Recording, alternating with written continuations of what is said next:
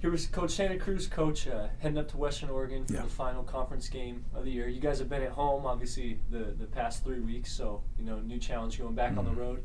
Just talk about what that presents.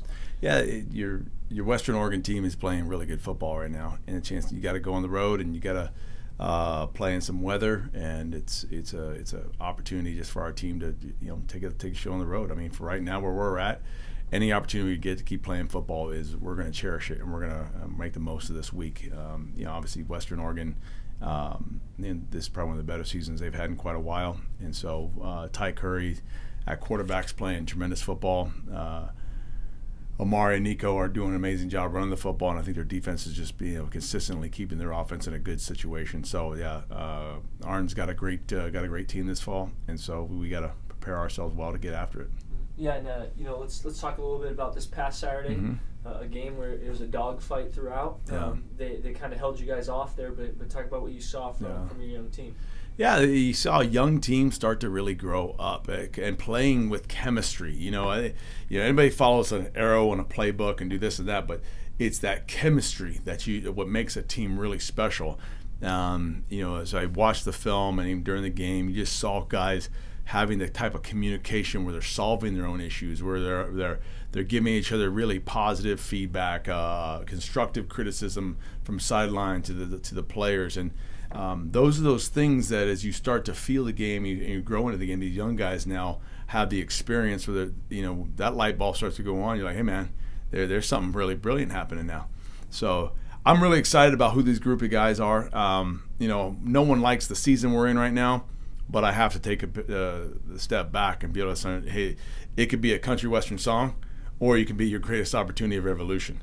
And that's what I see our kids doing. They're practicing hard, they're running around, they're smiling, and they're encouraging, they're great energy.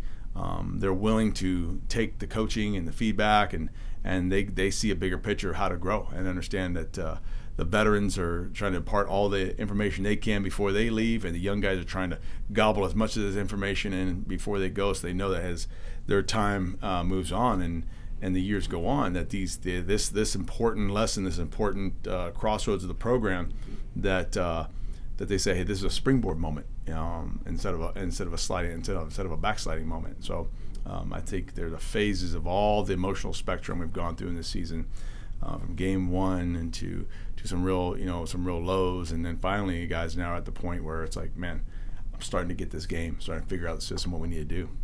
And just a question about last game, that very first offensive drive. Yes. You guys had the ball for 9 minutes. Yes. Just kind of pounding it down, kept the ball moving. Yeah. What were your thoughts during that drive, and what did you like the most? Well, we haven't done that in quite a while. So now that starts with the O-line. The O-line, it shows me they know how to play well together.